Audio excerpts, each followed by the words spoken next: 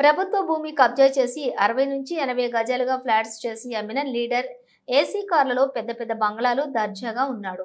ఒక్క రూపాయి చెమటోడ్చి ఒక్కో రూపాయి సంపాదించి కూడబెట్టి ఏదో చిన్న ఫ్లాట్ కొని ఇల్లు కట్టుకున్న ఉన్న గరీబోడు మాత్రం రోడ్డున పడ్డాడు.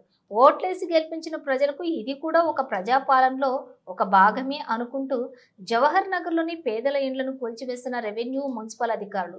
మేడ్చల్ జిల్లా జవహర్ నగర్ మున్సిపల్ కార్పొరేషన్ పరిధిలోని పలు డివిజన్లలో గుడిసెలలో చిన్న చిన్న ఇళ్లలో జీవిస్తున్న పేదల ఇండ్లను కూల్చివేసిన రెవెన్యూ అధికారులు, మున్సిపల్ సిబ్బంది.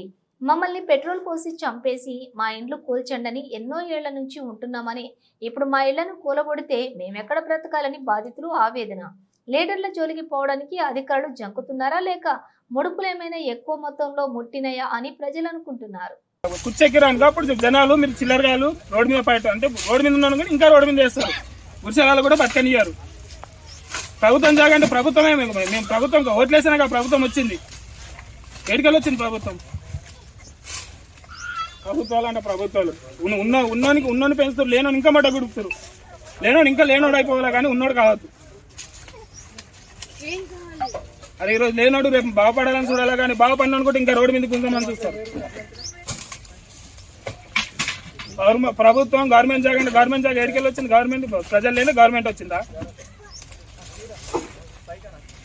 గవర్నమెంట్ జాగాలు ఊడ జాగాలు కడుతున్నారు. ఆడ పోయి పీక నుంచి శాత కాదు. వీళ్ళకి ఆడ ఒక ఇటుక కూడా ముట్టారు. చూస్తారా సరే సరే అంటారు, పోతూనే ఉంటారు. కళ్ళ ముంగనే చూస్తాం.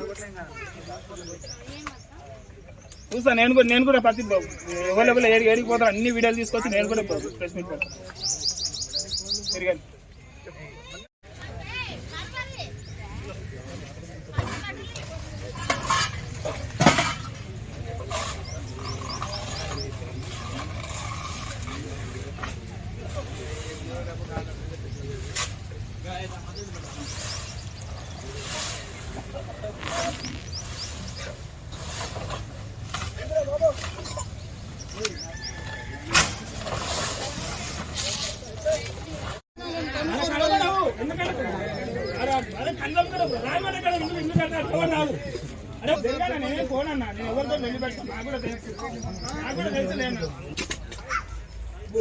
గుట్టపట్టి ల్యాండ్ అలా కడుతున్నారు. ఆడ పోయి నరకడానికి చేత కాదు.